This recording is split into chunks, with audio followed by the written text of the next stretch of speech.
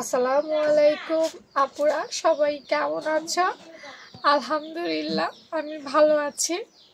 আজকে আমার আপুদেরকে বলবো, যখন আমরা একটা জামা তৈরি করব তখন আমরা যদি সেই জামাতে কলার ব্যবহার করি বা কলার অ্যাটাচ করি বা কলার সেলাই করি, তাহলে সেই জামাতে কতটুকু পরিমাণ কাট ডাউন করব।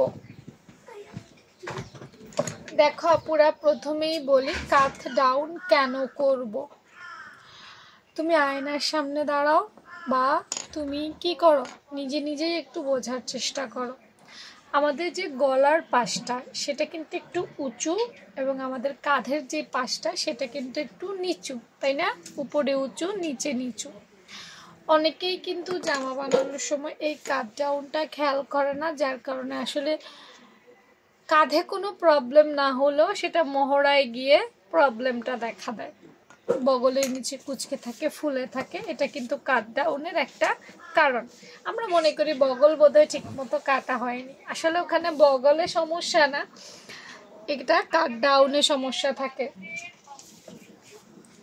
ঠিক আছে, তো একটা নির্দিষ্ট পরিমাণ কাট ডাউন করতে হবে। এর আগে আমি নর্মাল জামাতে কতটুকু কাট ডাউন করবে সেটা বলেছি। তো আজকে বলবো কলার বানাইলে।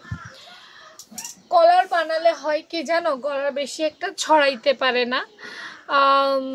ছড়াইতে না পারার কারণে গলাটার টান কিন্তু বেশি খায় এবং উপরের অংশটা বেশি উপরে ওঠে, নিচের অংশটা বেশি নিচে নামে। গোল গলা বা নর্মাল গলা হইলে গলাটা ছড়িয়ে যায়, ওইভাবে প্রভাব পড়ে না, বাট কলারে খুব প্রভাব পড়ে। দেখো কলারে কি হয়, গলাটা এইখানেই বন্ধ হয়ে থাকে। তো খাড়া ভাবটা তখন আমাদের বেশি নিতে হবে, মানে ডাউন শেপটা বেশি নিতে হবে। তোমরা যখন কলার বানাবা অবশ্যই 1 ইঞ্চি পরিমাণ কাট ডাউন দিবা, ঠিক আছে? 1 ইঞ্চির কম কখনোই দিবে না। 1 ইঞ্চি এবং 1 ইঞ্চির চাইতে বেশি প্রয়োজন অনুসারে দিতে হবে। কাট যত খাড়া ডাউন তত বেশি। বুঝতে পেরেছো আমার আপুরা? কলার জামা বানানোর সময় খুবই সতর্ক হয়ে বানাতে হবে এবং কাট ডাউনটা মাস্ট। কলার অন্য জামাতে মাঝে মাঝে আমাদের কিছু রুলস আছে, রুলসের পরিপ্রেক্ষিতে না করলেও চলে, বাট কলার জামাতে কাট ডাউন মাস্ট এবং 1 ইঞ্চির উপরে তোমাকে দিতেই হবে, না হলে কিন্তু জামা একদম শেষ। ঠিক আছে আপুরা, বুঝতে পেরেছো আজকের বিষয়টা? তো এই ধরনের ছোট্ট ছোট্ট টিপস পেতে অবশ্যই রোমা সেলাই স্কুল পেজটা ফলো রাখতে হবে।